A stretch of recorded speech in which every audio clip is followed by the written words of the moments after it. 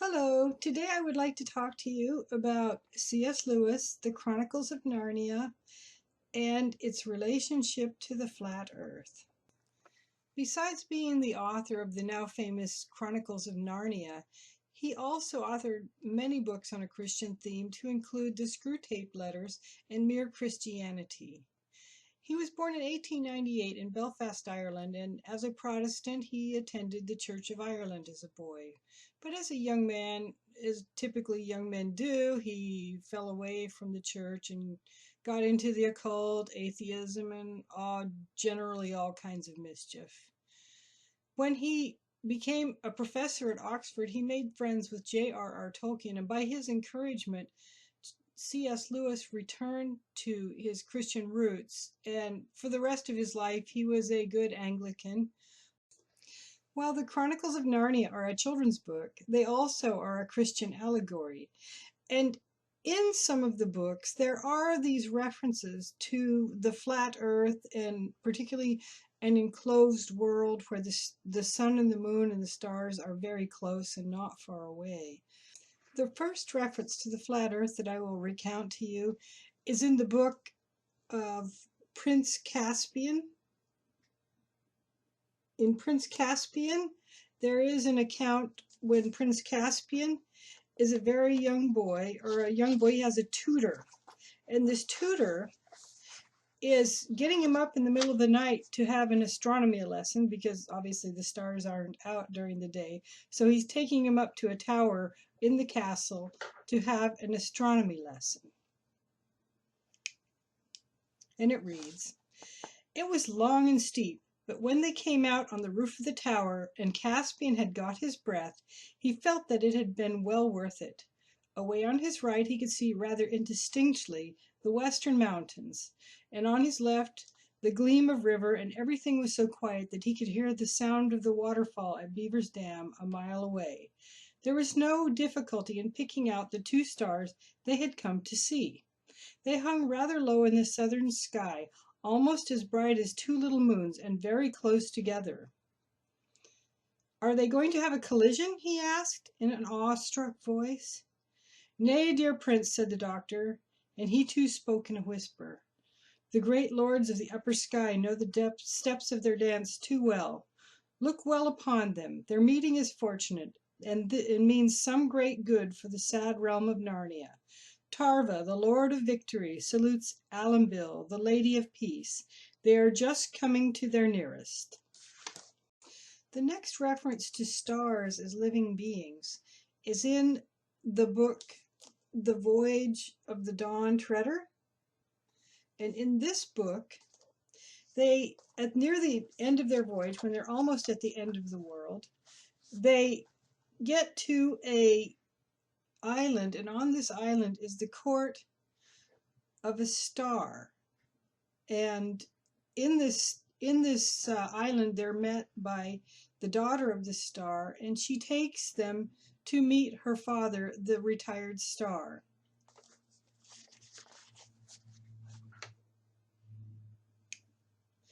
Slowly the door opened again, and out there came a figure as tall and straight as the girl's, but not so slender.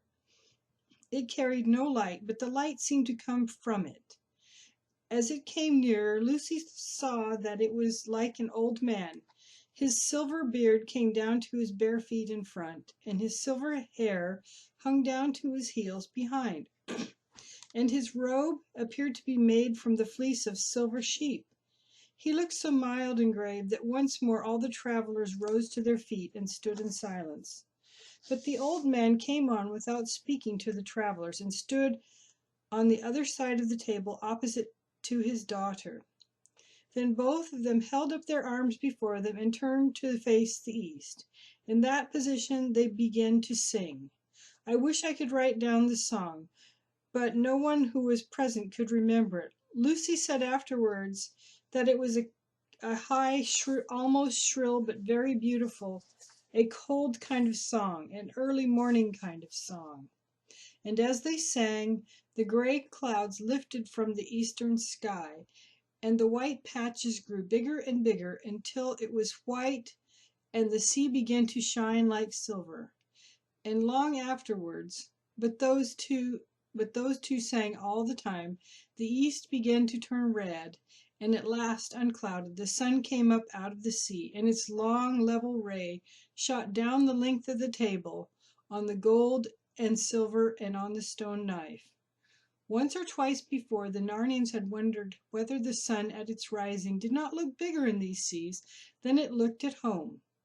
This time they were certain, there was no mistaking it, and the brightness of its ray on the dew and on the table was far beyond any morning brightness they had ever seen.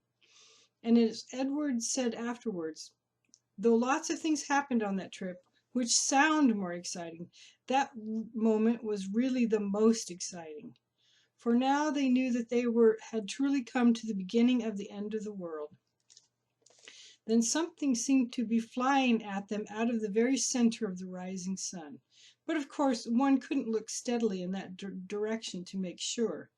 But presently the air became full of voices, voices which took up the same song that the lady and her father were singing, but in far wilder tones, and in a language which no one knew. And soon after that, the owners of these voices could be seen. They were birds, large and white, and they came by hundreds and thousands, and alighted on everything, on the grass, and the pavement, on the table, on your shoulders, on your hands, and on your head, till they looked as if heavy snow had fallen. For now, like snow, they not only made everything white, but blurred and blunted all shapes. But Lucy, looking out from between the wings of the birds that covered her, she saw one bird fly to the old man with something in its beak that looked like a little fruit, unless it was a little live coal, for it might have been, for it was too bright to look at. And the bird laid it on the old man's mouth. Then the birds stopped their singing and appeared to be very busy about the table. When they rose from it again, everything on the table that could be eaten or drunk had disappeared. These birds rose from their meal in their thousands and hundreds, and carried away all the things that could not be eaten or drunk, such as bones, rinds, and shells, and took their flight back to the rising sun. But now, because they were not singing, the whir of their wings seemed to set the whole air a-tremble. And there was on the table, pecked clean and empty, and the three old lords of Narnia still fast asleep. Now at last the old man turned to the travelers and bade them welcome.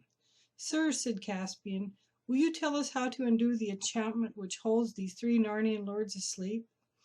"I will gladly tell you that, my son," said the old man. "To break this enchantment, you must sail to the world's end, or as near as you can come to it, and you must come back having left at least one of your companions behind." "And what is to happen to that one?" asked Reepicheep. "He must go to the utter east and never return into the world." "That is my heart's desire," said Reepicheep. "And are we near the world's end now, sir?" asked Caspian. "Have you any knowledge of the seas and lands farther east than this?" "I saw them long ago," said the old man, "but it was from a great height. I cannot tell you such things as sailors need to know." "Do you mean you were flying through the air?" Eustace blurted out. "I was a long way above the air, my son," replied the old man. "I am Ramondu, but I see that you stare at one another and have not heard this name. And no wonder, for the days when I was a star had ceased long before any of you knew this world, and all the constellations have changed." "Golly," said Edmund under his breath, "he's a retired star." "Aren't you a star any longer?" asked Lucy. "I am a star at rest, my daughter," answered Ramondu. "And when I set for the last time, decrepit and old beyond all you can reckon, I was carried to this island. But I am not so old now as I was then. Every morning a bird brings me a fireberry from the valleys in the sun, and each fireberry takes away a little of my age. When I have become as young as the child that was born yesterday, then I shall take my rising again. For we are at the earth's eastern rim, and once more tread the great dance. In our world, said Eustace, a star is a huge ball of flaming gas. Even in your world, my son, that is not what a star is, but only what it is made of. In this world you have already met a star, for I think you have been with Coryakin. Is he a retired star too? Said Lucy. Well, not quite the same, said Ramondu. It was not quite as a rest he was sent to govern the Duffers. You might call it a punishment. He might have shone for thousands of years more in the southern winter sky if all had gone well. What did he do, sir? Asked Caspian. My son, said Ramondu, it is not for you, the son of Adam, to know what faults a star can commit. But come, we waste such time in such talk. Are you resolved? Will you sail further east and come again, leaving only one to return no more, and so to break the enchantment, or will you sail westward? The last account concerning the flat earth in the Chronicles of Narnia that I'm going to read to you is in, again, the Dawn Treader.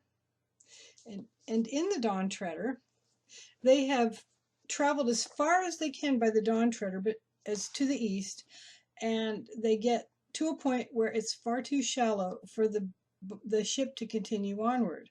So Edmund and Lucy and Eustace and Reapy Cheep the mouse are supposed to go onward to the east to get to the very, very end of the world.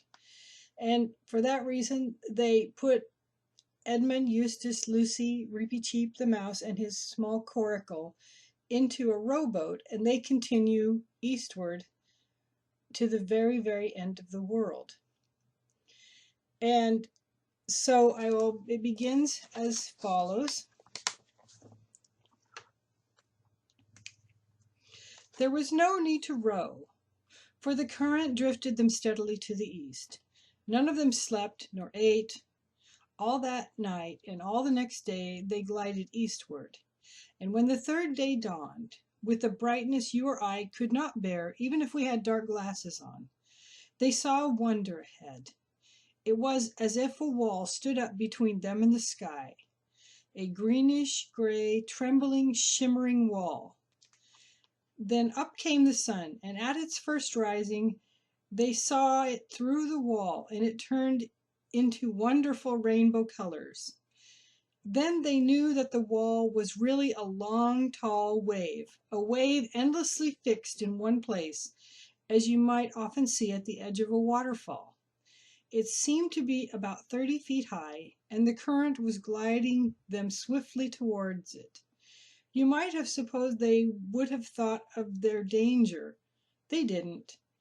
I don't think anyone could have in their position. I don't think anyone, for now they saw something not only behind the wave, but behind the sun.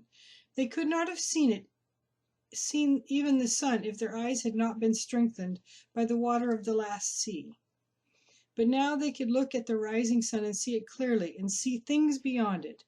What they saw eastward beyond the sun was a range of mountains.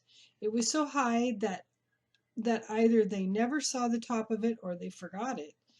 None of them remembered seeing any sky in that direction. And the mountains must really have been outside the world, for any mountains, even a quarter or a 20th of that height, ought to have ice and snow on them. But these were warm and green and full of forests and waterfalls, however high you looked. And suddenly there came a breeze from the east, tossing the top of the wave into foamy shapes and ruffling the smooth water all around them. It lasted only a second or so, but what it brought them in that second, none of those three children will ever forget. It was both a smell and a sound, a musical sound. Edmund and Lucy would never talk about it afterwards. Lucy could only say, "It would break your heart." "Why?" said I. "Was it so sad?" "Sad? No," said Lucy. No one in that boat doubted that they were seen beyond the end of the world into Aslan's country. Excuse me.